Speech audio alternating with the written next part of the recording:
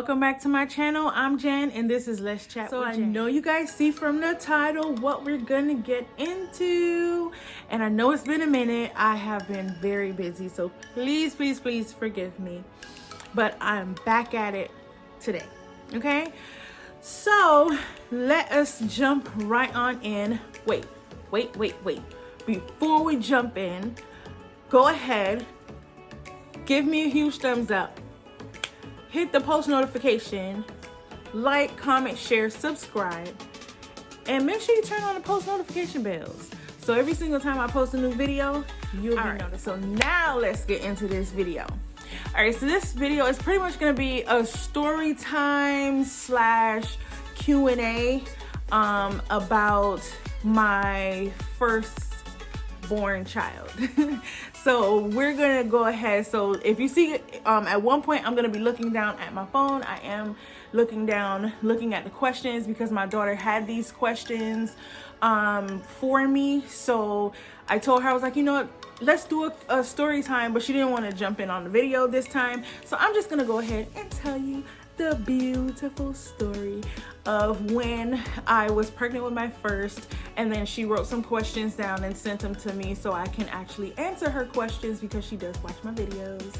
And we're gonna go ahead and get into it. So when I got pregnant with my oldest child, Emery, she is now 16, she'll be 17 this year, but I got pregnant with her the end of 2004, and I had her in August of 2005.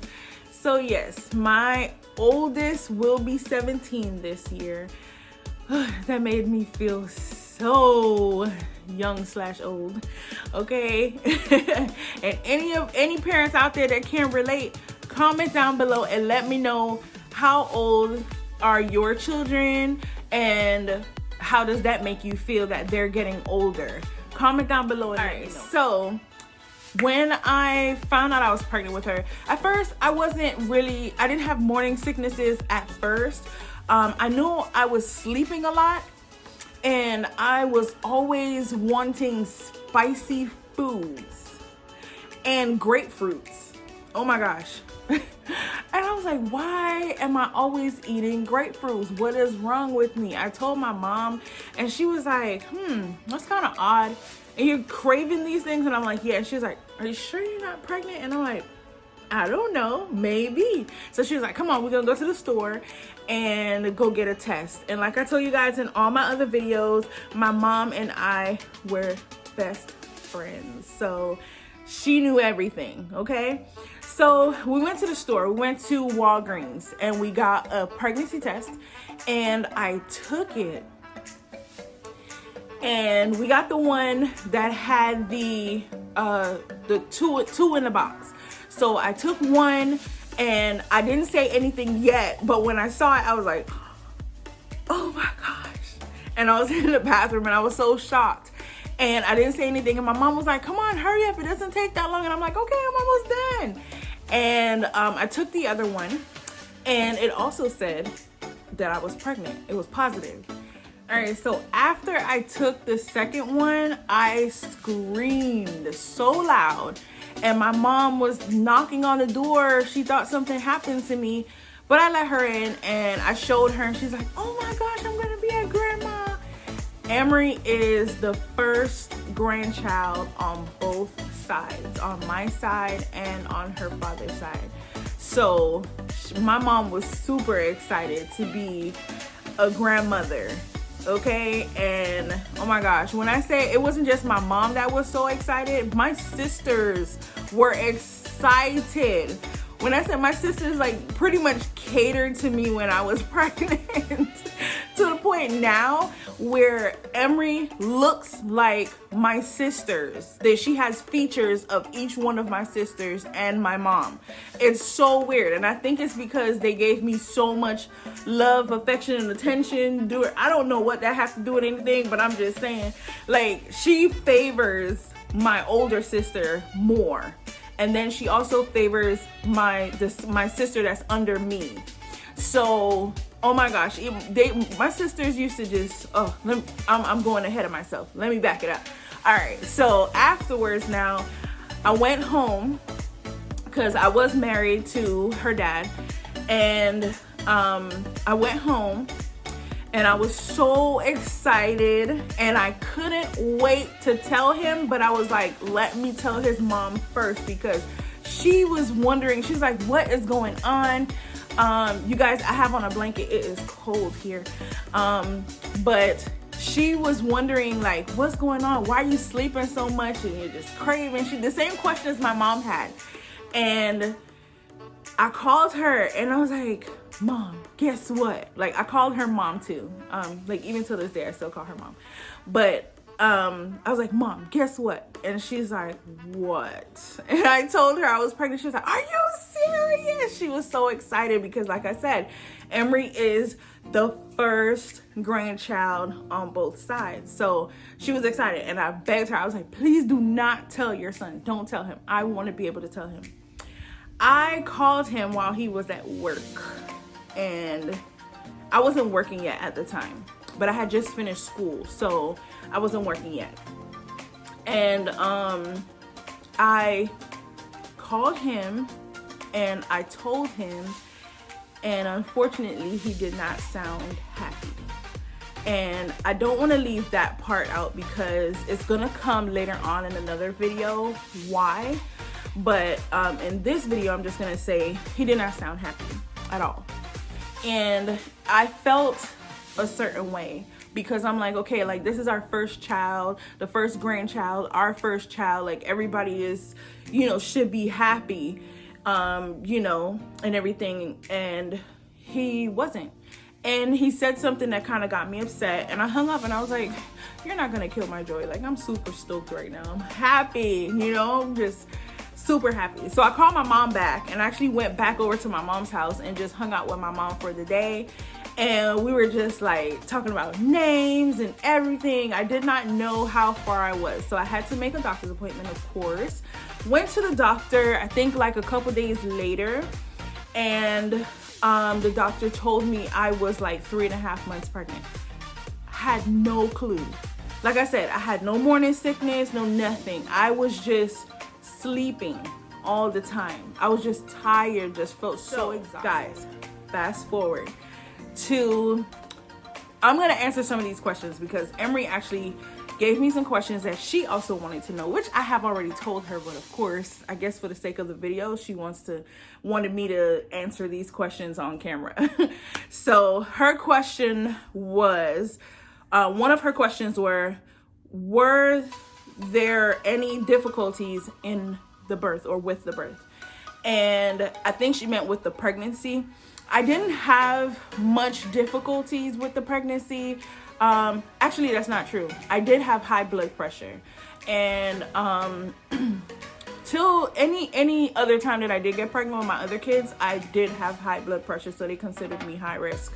But with Emery, yes, I did have high blood pressure, so that was somewhat of a difficulty because I had to be on some type of low dose medication while I was pregnant with her to kind of stabilize my blood pressure.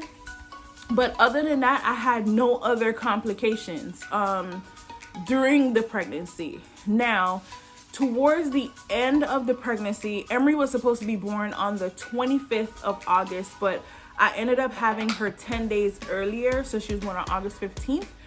And the reason for that was because I was having like a really, really bad migraine.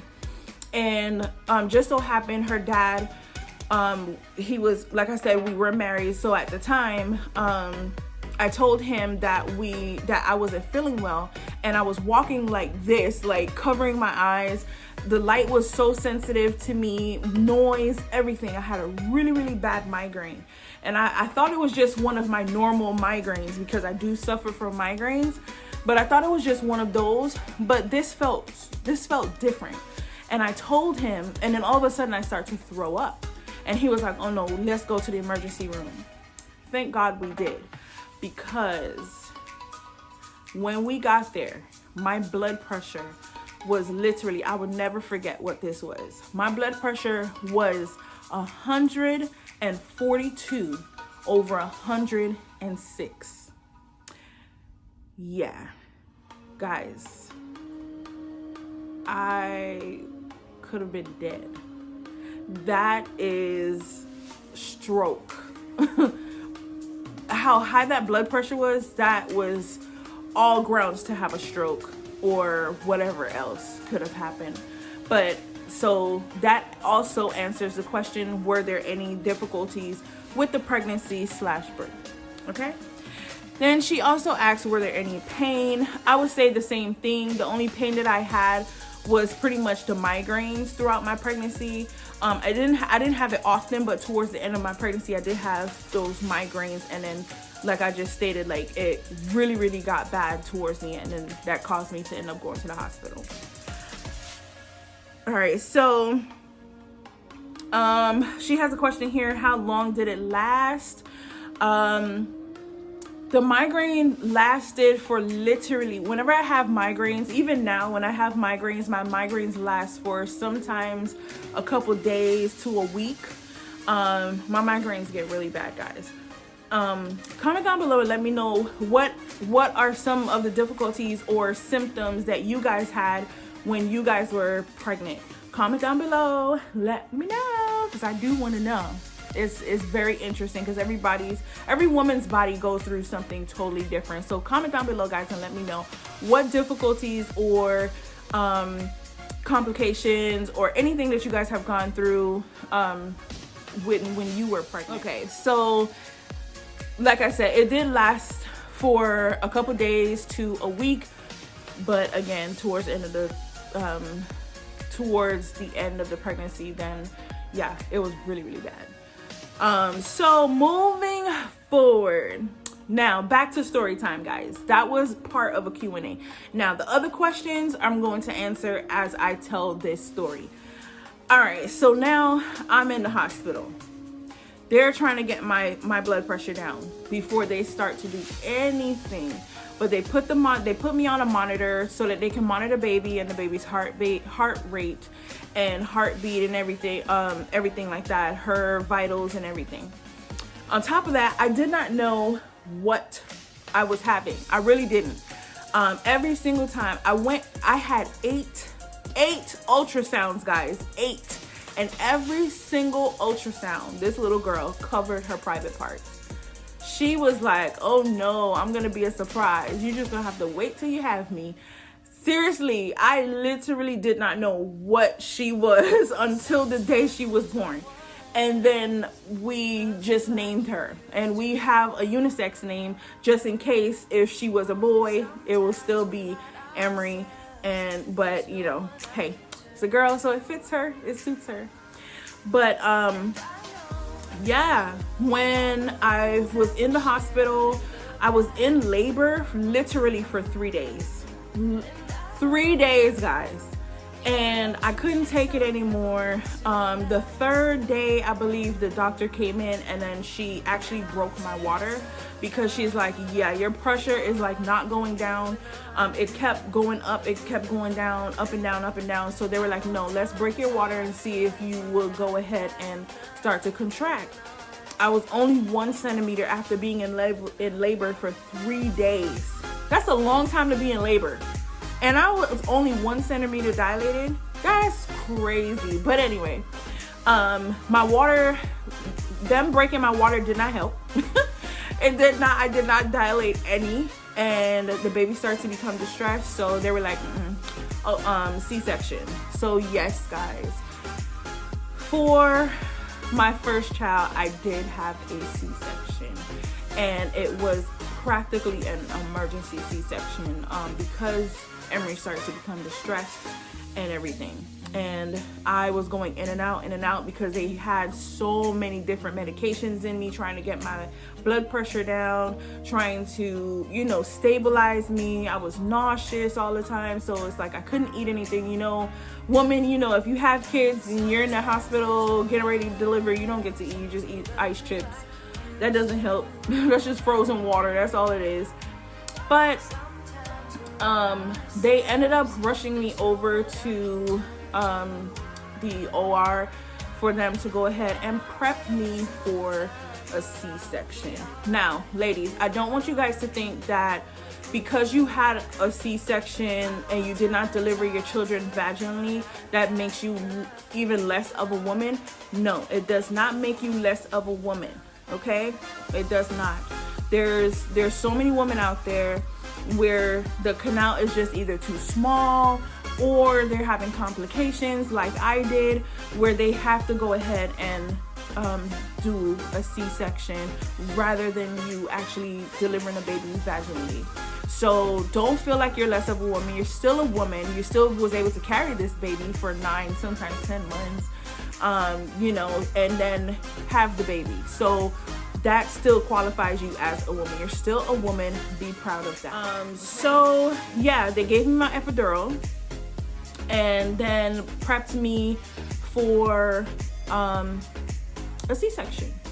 I was shivering. Oh my gosh, guys, comment down below if you had a C-section and let me know if you actually felt that when they gave you the epidural and they're prepping you for C-section and everything and you're just shivering like uncontrollably.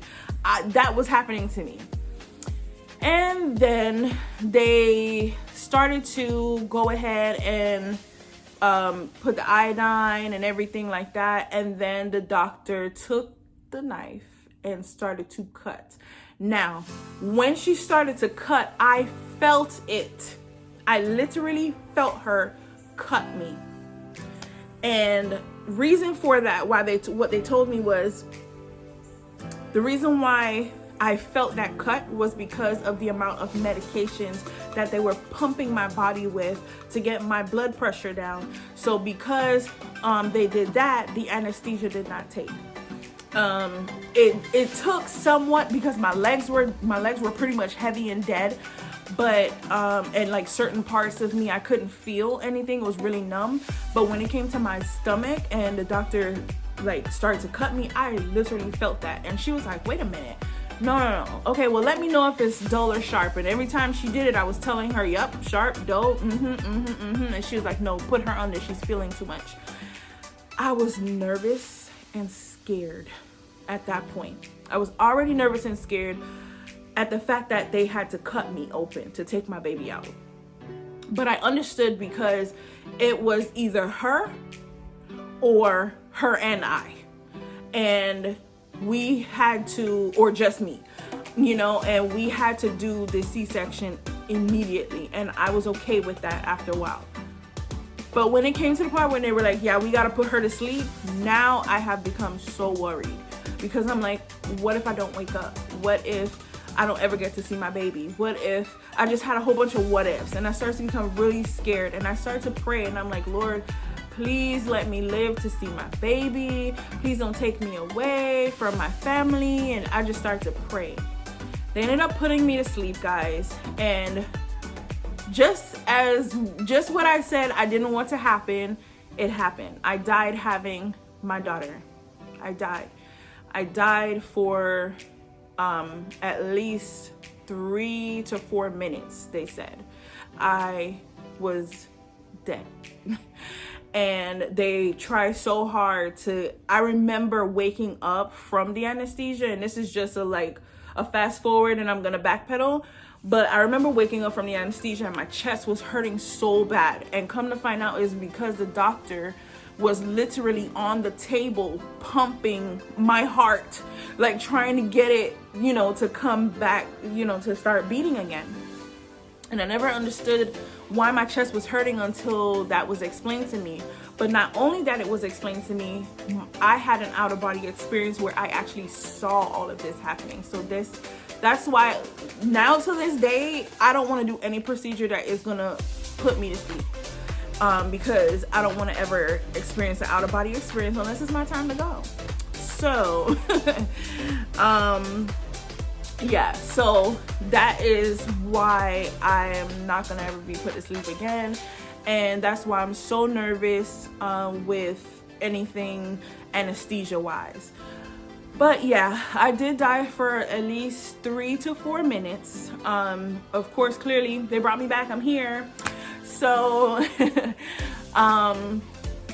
fast forward, I woke up in a recovery room and I kept asking for my dad.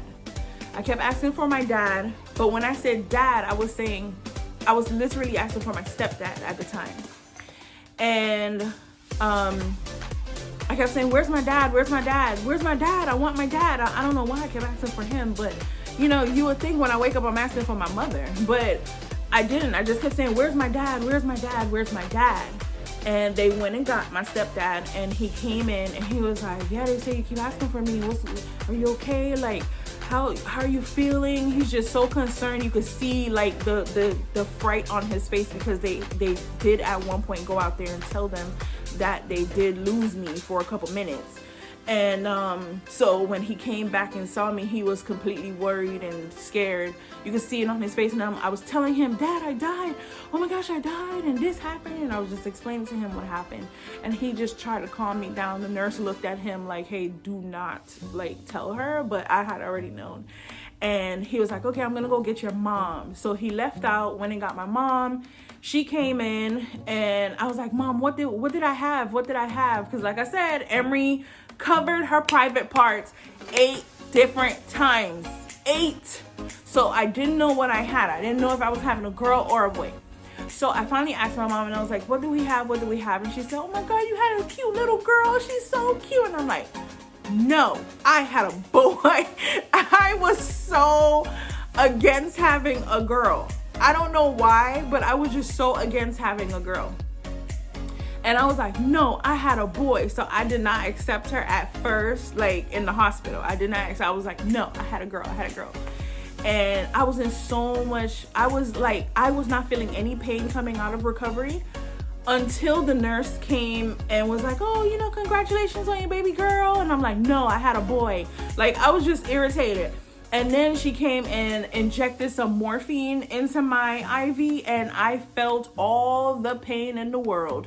I literally felt the cut. I felt everything. I was in so much pain. And I'm like, she could have just kept that morphine to herself, because I was fine without it. I wasn't feeling anything.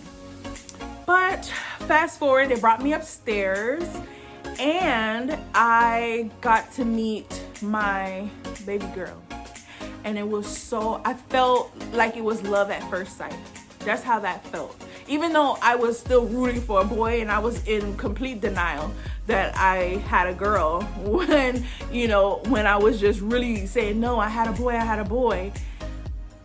But when I saw her cute little face, it was like love at first sight. I'm telling you guys, if you guys don't have any children or can't have any children, try to adopt, try to foster or something like that, because children make you happy.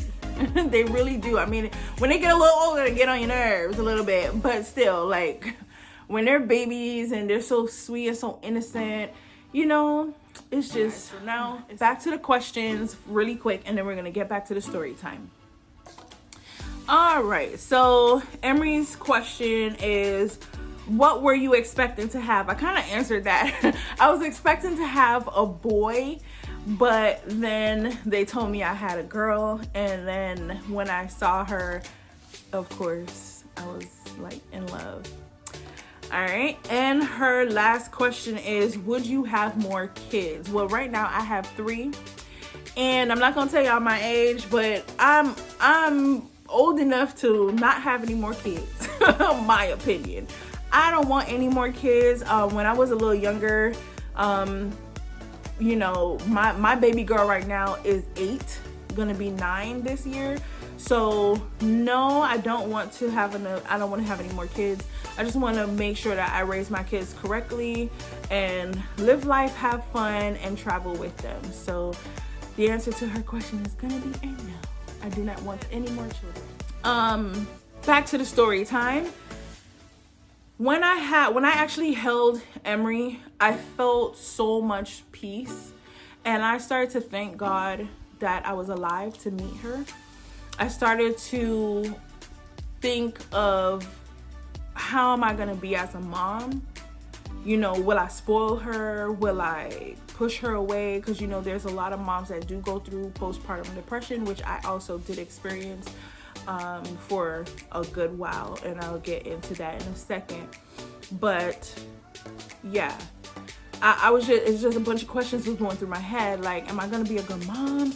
Am I gonna teach her the right things? You know, because children do not come with manuals. But I'm glad that I had my mom along the way to show me and help me, you know how to care for my baby. And I also had my mother-in-law as well to help me along the way too. And of course my grandmothers, I can't forget them. They have also helped me. So I had these pillars of women in my family that helped me to know what to do with raising a child. Of course they're going to teach me what they have learned, but I also had to learn on my own as well.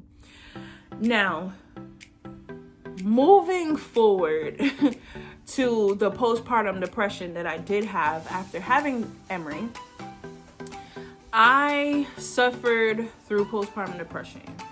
It came to the point where she was crying and I just couldn't hear her cry.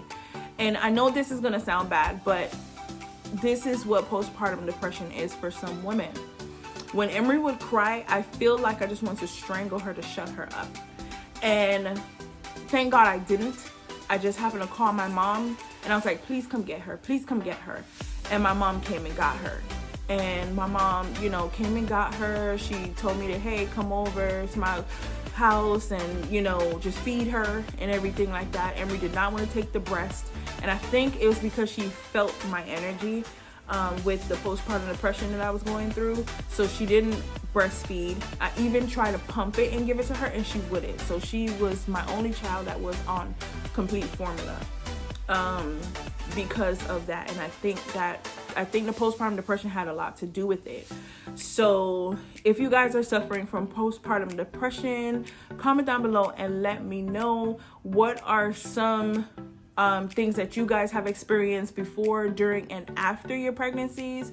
And let me know, comment down below, because I know everybody has a different story. So guys, that is our story time. Now my baby, my oldest child, is going to be 17.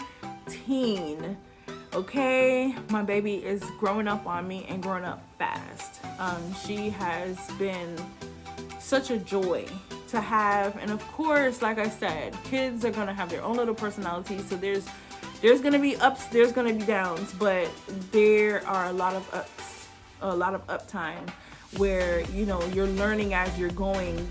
Children don't come with manuals, so you're just pretty much learning as you go and getting some advice from certain people, you know, so that you can know which route to take in order to see what's best for you with raising your child. If you like this video, go ahead and give me a huge thumbs up. Make sure you like, comment, share, and subscribe. Turn on the post notifications. I thank you guys for sticking to the end of this. For chatting with me. Until next time, bye.